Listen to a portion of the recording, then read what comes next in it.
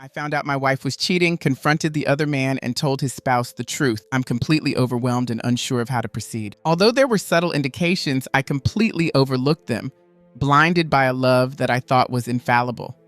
Never could I have imagined this betrayal, not from her, my wife, my confidant, my partner of nearly 2 decades. Typically, I work out of town and was scheduled to return only tonight. We had planned a 2-day road trip for tomorrow, hoping it would provide us some much-needed solitude after a bustling summer surrounded by family and friends, but work was dragging. So I decided to return early, arriving home yesterday afternoon. Unfamiliar with the truck parked in my driveway, I recalled my neighbor's recent question about how I liked my new truck. I had dismissed his comment as a mistake. However, seeing it firsthand sent a jolt of unease through me. Despite my deep love and trust for my wife, a nagging suspicion took hold. I crept around the house to the bedroom window. It was slightly ajar, and the murmurs from inside grew louder as I approached. A glance through the window confirmed my worst fears. There they were, completely exposed on our very bed. Heartbroken, I walked away, wrestling with the urge to lash out in ways I might later regret. Now, isolated in my family's cabin, I'm battling with despair. I spent a restless night here, emptying every bottle in sight. Today, as I drove back, I toyed with the idea of confronting her, but decided against it. I'm just not ready. Anger is all that fills my mind, thoughts of retribution clouding my judgment. Now, back at the cabin, I sit with a 60-ounce bottle of rum before me, debating whether to drown my sorrows and forget everything or hold back to avoid rash decisions. This moment is pivotal in my life, and I know my choices now will shape my future. That's why I've turned to you, strangers on this forum. The outpouring of support and advice I've received so far has been overwhelming, moving me to tears. It's heartening to know there are so many compassionate souls ready to help someone they've never met. It's moments like these that restore my faith in humanity, especially when I need it the most. However, the overwhelming response has presented a challenge. I'm struggling to reply to everyone. Currently, I have about 600 private messages and several hundred comments on Reddit. While I intend to thank each person individually, please understand that it might take some time. For now, I want to extend my heartfelt thanks to everyone for their kind words and invaluable advice. Your support has been a tremendous comfort to me. I've noticed some recurring questions and comments prompting me to share some clarifications along with a brief update. Today, I feel noticeably better. The initial shock has nearly worn off, although there's still a lingering ache as if I've been punched in the gut. I'm beginning to contemplate my future.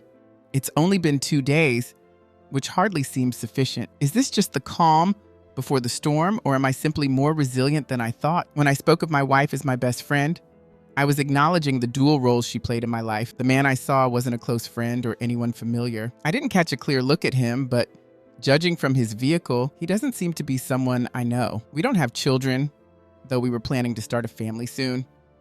Additionally, we had just sold our house and were preparing to move closer to my workplace in September, coinciding with the new owner's move-in date. I plan to subtly thank my neighbor who inadvertently tipped me off, just as subtly as he did. Several people have inquired about the signs I mentioned earlier. Here are a few that now stand out to me. She often texted late into the night and started frequently going out for drinks after work with friends. Behavior that was uncharacteristic, yet I was glad she was socializing. Her claim of attending weekly yoga classes struck me as odd too. She mentioned that a coworker, who also served as the instructor, gave her a free pass in exchange for helping set up and clean up. What puzzled me was how stiff she seemed for someone who was supposedly practicing yoga regularly. Your support has not only given me hope, but also the strength to face whatever comes next. The insights and advice from this community have been invaluable, guiding me through this tumultuous time. Thank you all once again for reaching out and providing a helping hand during this personal crisis. Lately, unknown caller hangups have become a regular occurrence. Typically, we answer each other's phones when we're together, but recently, whenever I picked up, the caller would just disconnect. We're used to receiving spam calls, mostly from telemarketers or debt collectors looking for the previous owner of our number. However, these silent hangups were out of the ordinary. During a visit from my brother, we delved deep into conversation. He has always been my unwavering pillar of support, truly defining the essence of brotherhood and friendship without judgment. Qualities that reaffirm his role as my lifelong confidant. Despite our occasional disagreements, his presence reminded me of what genuine friendship really means. Due to an unexpected change in my work schedule that allowed me to be home last night, I decided to reply to my wife's text using my phone. At my job site, using phones is typically prohibited, so it was a rare moment for me to text freely. I informed her I had to visit one of the company's remote locations and wouldn't be back until the end of the weekend. I also mentioned that I'd need to cancel our current bookings and would reschedule them later. Her response caught me off guard.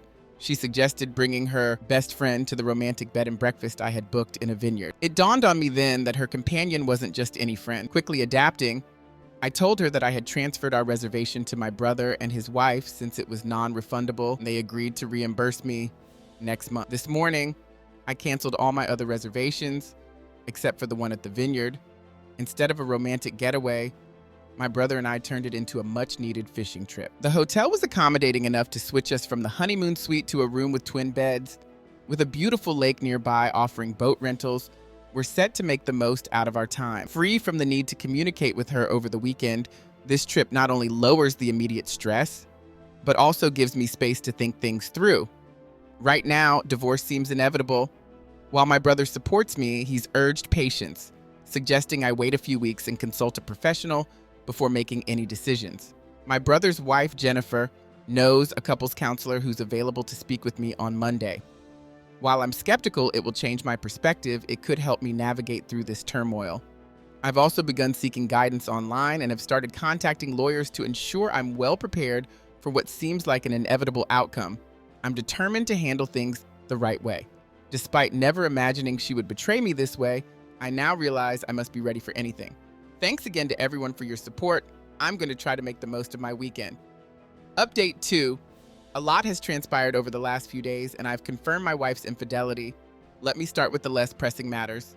My brother, Matt, and I spent nearly 5 hours driving to the Vineyard Bed and Breakfast. Having him by my side has been invaluable.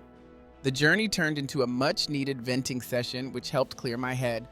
After discussing my feelings for most of the trip, I found myself needing some time alone. While Matt enjoyed dinner out, I stayed back in our room, thoughtfully brought back some food for me, which I gratefully accepted. The next day, we were out on the water early. Matt managed to rent a boat, and the B&B owner, aware of our change in plans, kindly packed us a cooler with snacks and drinks to support our fishing trip. This thoughtful adaptation of the romance package for two brothers on a fishing excursion was much appreciated. The fishing itself was unremarkable. We caught a few trout, but had to release them due to their size. Nevertheless, the snacks from the B&B were perfect for our day out. We wrapped up our fishing by mid-afternoon and spent the rest of the day exploring local vineyards and fruit markets, picking up food and cases of wine for Jennifer. That evening, we indulged in the largest tomahawk steak we could find, capping off the day with a celebratory feel. On Sunday, we headed back to Matt's place. He lives in a town about an hour from mine. Upon arriving, Jennifer greeted us with a cold bottle of white wine from our cooler, marking the official end of my weekend getaway. Upon our return, Jennifer shared that she had taken it upon herself to keep an eye on my wife while we were away. She discovered that the man from before had visited our house on Friday night and stayed the entire night. The following morning, as he was leaving, Jennifer arrived and discreetly followed him to his apartment. Shockingly, my wife spent Saturday night there, all the while sending me texts filled with declarations of love and longing. Jennifer balanced her time between visiting relatives in town and tracking my wife's movements. She caught them leaving his apartment together on Sunday morning and managed to take a few photos of them, sharing an intimate goodbye. I declined to see these photos.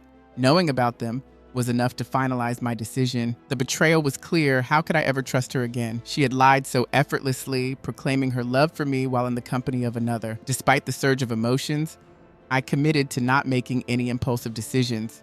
I needed to approach this situation with a level head. Later, Jennifer mentioned that Sharon, the couples counselor she knew, was coming over for dinner.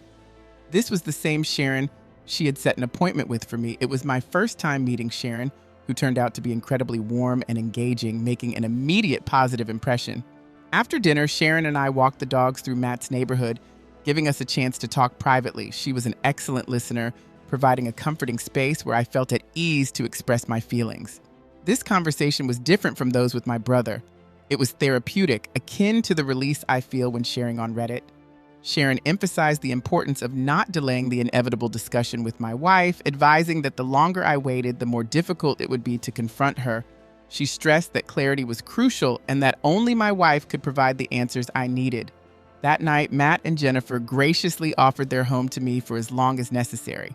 Knowing that prolonged cohabitation could strain our relationship, I decided to contact my supervisor to discuss potential arrangements for more permanent accommodations. My supervisor was accommodating and managed to secure me a spot in our company's business housing, where I normally stayed during my bi-weekly work commitments. Given the circumstances, he also arranged for me to stay there full-time for the next few months if needed. Considering the emotional weight of my initial meeting with Sharon during our walk, I postponed any further counseling sessions to later in the week, to which she agreed. That Sunday night, as I lay in bed at Matt and Jen's place, I pondered how to confront my wife. Each scenario I imagined only stirred up feelings of anger or sadness. Resolving to rely on my ability to handle pressure, I decided to improvise the conversation. The following morning, I bid farewell to Matt and Jen and headed back to my house, apprehensive about possibly encountering the other man there. Aware that such a meeting could send me spiraling back into anger, I opted for a cautious approach by doing a drive-by first. Fortunately, neither his truck nor my wife's car was in sight. Feeling slightly relieved, I entered our home to collect some essentials, particularly photographs and old family keepsakes that I couldn't bear to leave behind. I packed these items into my truck and drove past the man's house. His truck was there, but not my wife's car. Curious about her whereabouts, I texted her. She replied that she was out getting groceries. Given my current distrust, I felt compelled to verify her statement, so I drove to the grocery store. It pained me to realize that tracking her was the only way I could feel somewhat assured of her truthfulness. After confirming her presence at the store, I texted her again, asking her to come home as we needed to talk. She responded with a puzzled, "What's wrong?" I simply urged her to be honest and turned off my phone, waiting for her to return. 15 minutes later, she walked through the door, approaching me with a hug and kiss, as was her custom. But I couldn't reciprocate. When she pressed me on what was wrong, I challenged her to be honest. Her feigned confusion led me to state, "If you can't be honest, then I'm leaving." Her immediate panic led to a surprising question about yoga. It seemed like an opening, so I pursued it, asking what she meant. She confessed she hadn't been attending yoga sessions at all. The conversation unfolded from there. I confronted her, asking, "If you weren't going to yoga, where were you going?" Her reply was calm but hesitant. "I was taking walks to relax because I've been really stressed lately." That prompted me to probe further. "Why were you so stressed? And why did you lie to me about what you were doing?" She explained, "Preparing for the move has been stressing me out and I didn't know how to tell you." Unsatisfied, I pressed on. "So you chose to lie? Why was it such a big deal to just tell me you were going for a stroll to relieve stress?" Her explanation seemed feeble. "I did not intend to lie. I was just scared that my stress might exacerbate yours." I countered, "But I am not stressed. You don't seem to be telling me everything." She looked, "What do you mean?" I was firm. "I believe you are lying about more than just skipping yoga. I'm asking you again to be honest. You have already lied to me, so this can't work if you continue to lie." She tried to deflect. "Are you referring to last weekend when I went out for drinks with some pals and came home late?" Taken aback, I had no idea she had gone out or stayed out late as I was working a few hours away. "Is that what you actually did that night, or was that a lie too?" Her response came slowly. "I did go for drinks that." She then confessed that she hadn't seen her best friend. "Ben, who did you see then?" I asked. She hesitated. "No one. I just drank alone." That didn't sit. "You drink alone now?" I questioned. She nodded. "Yeah, maybe I have a problem." I sighed. "Maybe. We'll discuss that later. This is your final chance to be honest, or I will leave." She stammered. I don't know what else to say." I made up my mind. "Okay, I am leaving." I stood up and left. Normally, when we argue, I take a drive to calm down, so she likely thought I was doing just that. However, she soon realized the severity when she saw I had taken my clothing, toiletries, and Xbox. It was then that she started frantically calling me. I informed her, "I gave you the chance to be honest, but you didn't take it, so there's nothing more to discuss." She pleaded desperately for me to come home and talk it over in person. She kept insisting that she didn't understand why I was unhappy or what she had done to hurt me. Her repeated declarations of love stung like salt in an open wound. Those words had always been a source of comfort, but now they felt like a dull, jagged knife twisting painfully in my heart. I could barely process the weight of her words. It was unbearable. Eventually, I reached my breaking point and hung up the phone. She called back nearly 40 times before I felt ready to respond again. When I finally answered, she asked, "Did you talk to Karen?" I responded with a cautious, "Why?" She insisted, "Come home." "I don't want to discuss this over the phone." I agreed. needing a moment to calm my racing heart, so I took a long drive before heading back. When I arrived home, the conversation unfolded in a tense atmosphere. She began, "I assume you spoke to Karen?" I replied, "No, but a few weeks ago, while you were at work, Karen and I went out for drinks. A couple of guys started buying us drinks, and we just went along with it. As we were leaving, one of them tried to kiss me.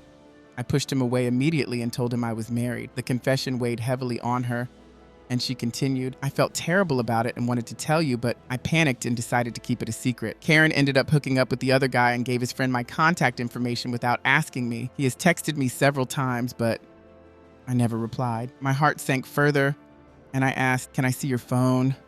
She handed it to me, and to my surprise, it was devoid of any texts except for those from me and her mother.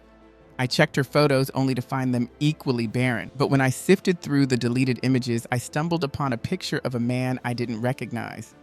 "Who is this?" I demanded. "That's the guy who tried to kiss me," she replied. My anger flared. "Why did you take a picture of him?" She faltered. "I was just being stupid." I pressed. "That isn't an answer. Why did you take a photo of him?" Her response was vague. "I don't know." Frustrated, I asked, "Is that everything you want to tell me, or is there more?" She assured me, "That's all I can think of." Feeling defeated, I walked away again, unwilling to endure any more half-truth. I climbed into my pickup and drove off, needing space to process everything. She bolted outside, desperate to stop me, but I was already too far away to hear her. I drove to a nearby park, where I parked and sat on the tailgate of my truck, eating lunch while trying to figure out my next move. As I sat there, memories flooded back, moments I should have recognized as red flag. One weekend, I had worked a shift and gone to bed early, while my wife went out to the club with some girlfriends.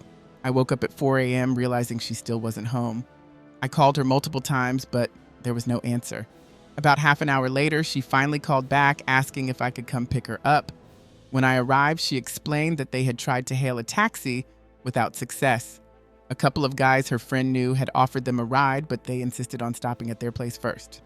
Upon arriving at the men's residence, her married friend entered a room with one of the guys. My wife claimed she spent some time searching for her friend, but eventually gave up and opted to have a drink in the kitchen with the others while waiting. When I called, she said she hadn't heard my phone ring. We argued about this incident, and she expressed her frustration over her friend's behavior, insisting she had cut that friend out of her life. I thought that situation was behind. Then there was another occasion when she went to visit a close friend in a distant city for a girls' night. According to her, 4 girls were drinking and watching movies in their pajamas. Around 1 a.m., she called to say goodnight. We spoke for nearly 20 minutes, and she kept insisting they were having a wonderful girls' night. But then I heard a male voice in the background. I immediately questioned who it was, and at first she denied hearing anything. When the voice sounded again, louder this time, she finally admitted, "Oh yeah, my ex brought a few guys with him. Everyone here is quite upset about it." She was 3 hours away and clearly intoxicated. Reluctantly, I felt I had no choice but to trust her once more. We argued about why she hadn't mentioned the men being around, and she promised never to put herself in such a situation again. Clearly, her promise had evaporated. As I reflected on all these moments and the discussions we'd had about them, I felt a surge of determination to give it one last try. I powered my phone back on, and it rang almost immediately. When I answered, she was frantic, pleading for me to come home. I made the drive back, my heart pounding with uncertainty. Upon entering the house, I found her on the couch, tears streaming down her face as she sobbed, "I'm so sorry. I'm really sorry." Confused, I asked, "Sorry for what?" She began rocking back and forth, her distress palpable. It took her several minutes to collect herself enough to respond. "I lied about the guy who tried to kiss me," she finally confessed. I pressed for more details. "Okay, tell me what happened." With great difficulty, she recounted. "The 4 of us actually went back to his apartment that night. We messed around." Her admission sent me reeling, and it felt as if the walls were closing in, drowning out all rational thought. A wave of panic washed over me. I rushed to the bathroom, splashed cold water on my face, and waited for the spinning to stop. Returning to her, I demanded, "What else happened?" She hesitated, asking, "Do you really want me to tell you?" "Yes," I insisted. "He fingered me, and I gave him a blowjob," she admitted, her voice shaking. I struggled to process her words. "Is that everything?" I pressed. "Yes," she replied, tears streaming again. "I'm not playing this game anymore. Either you tell me everything now, or this is our last conversation." After a brief silence filled with her sobs, she finally managed to speak again. "I'm so sorry. I love you, and I'll do anything to make it right." Her desperation hung in the air. Just this one time, I swear. Please believe me and give me a chance to make amends. I replied cautiously. I'll think about it. Then she dropped the bombshell. It was an affair. We've been seeing each other while you were away for work. It's been happening for about a month. He's married too, and they're getting a divorce. I felt my heart drop. Does he know you're married? I asked. Yes, she answered softly. If he's having an affair because his marriage is falling apart, does that mean you think ours is failing too? What did you tell him? She shook her head. No, I don't believe ours is failing. I'm just so stupid. I hate myself for what I did. Please don't leave me. I can fix this, she pleaded desperately. I looked at her feeling numb and asked, how exactly? Her answer was vague. Whatever you want. I paused before responding. If you were in my position, or even in his wife's shoes, what would you want to fix this? I already know the truth, but the real issue is trust. Knowing you mean what you say. You can trust me, she insisted. I messed up, but I won't ever do this again. I shook my head, still skeptical. If you were his wife, wouldn't you want to know the truth? She hesitated and then admitted, yes. I looked at her firmly and said, then fix it. Confused, she asked, you want me to call her? I replied, if that's what you would want in her place. She made an attempt to call his wife, but there was no answer. A few minutes later, her phone rang. The caller ID displayed Karen Work, but her reaction gave it away. This wasn't Karen. I asked, is that him? She nodded. Without hesitation, I answered the phone. Before I could speak, he quickly stammered, oh, sorry, wrong number. But I wasn't about to let him off that easily. No, I said. This is the husband of the woman you've been seeing. She has something to tell you. I handed the phone back to my wife. I listened as she said, I told him everything. He knows the truth, and we're done. It was just a fling. Don't contact me again. After she hung up, I took the phone and asked her to call him back. I asked him directly, what divorce lawyer are you using? He was flustered and replied, I'm not getting divorced. I wasn't surprised, but pressed on. Oh, really? Because you didn't tell my wife that? He stumbled over his words. No, I didn't. I wasn't done yet. Okay, then. Can I speak to your wife? I think she deserves to know what's going on just like I do. He panicked. Please, man, I didn't know she was married. Don't ruin my marriage because of this. It was a mistake. My response was cold. You ruined mine because of a mistake. It's only fair she knows the truth. Desperately, he begged, please don't. She's at work right now. I'll tell her everything when she gets home, I swear. I relented slightly. All right, you do that. Then I hung up. Turning to my wife, I asked if she knew where his wife worked. She did, and I told her to call the office. His wife answered and said she'd be leaving work soon, but would call back from her car. A few minutes later, the phone rang again. His wife answered, sounding concerned. What's going on? My wife replied, I have something terrible to tell you, and I don't want you to be driving while we talk. Please pull over if you're in the car. Her voice became shaky on the other end as she asked, oh my God, what happened to his name? My wife responded, he's fine. He's at your apartment. I just need to tell you that we've been having an affair for the past month. I came clean to my husband, and I thought you should hear the truth as well. There was a brief silence before she answered, her tone cold. If this is some kind of twisted prank, I will find out who you are. Then the call abruptly ended. Not even 10 minutes later, my wife's phone buzzed with a message from Karen Work that simply said, thanks, you just ruined my life. I grabbed the phone and responded, no, you ruined 4 lives and 2 marriages. Don't forget, this mess is your doing. For the next hour, my wife begged me not to leave. She promised anything she could think of. Therapy, being more present, even offering sexual favors. I wasn't surprised. I had read countless stories of people making desperate promises after being caught, and this felt like just another example. Then, as if it would fix everything, she suggested we take a vacation. My treat, she said, adding that we needed to get away to reconnect, blaming my work schedule for keeping us apart. Her words were all too predictable, following the same pattern I had expected. But what she didn't see coming was my response. I've already scheduled counseling for myself. What really caught her off guard was when I told her I had seen her with someone else in our bed. She was shocked, not expecting me to already know the full extent of her betrayal. I also informed her, I've arranged for a place to stay, so I'm leaving. Hearing this, she collapsed onto the floor, sobbing uncontrollably. Between her tears, she began saying she didn't deserve to live, begging me to end her life because she felt she was too horrible to be loved by anyone. This went on for a while, with her throwing herself at me, trying to hug, touch, or somehow convince me to stay and work things out. After hours of this, I finally called Karen and told her that her friend was in a dangerous mental state and needed someone to stay with her. Then I walked out. It's been almost 24 hours since that moment, and I haven't spoken to her since. She's been calling and texting me all day. Her friends and family have also reached out, each offering their own explanations or attempts to gain my sympathy. But there was one message that stood out from the rest, her father's. He wrote, "Do what's best for you. I will always consider you like a son, no matter what happened." That was the first time since all of this began that I truly broke down and cried. Tomorrow, I have a session with Sharon, my counselor, and on Thursday, I'll be meeting with a lawyer. I think I know where this is heading, but until things unfold, I won't be entirely sure. I apologize if this story is a bit long, but sharing it has been cathartic. Once again, I'm incredibly grateful for everyone's comments and messages of support. Hearing your stories has made me feel less alone and given me a sense of hope I desperately needed. Thank you all for listening. And if you haven't already, please subscribe and hit the notification bell so you don't miss out on more shocking real-life stories happening around you.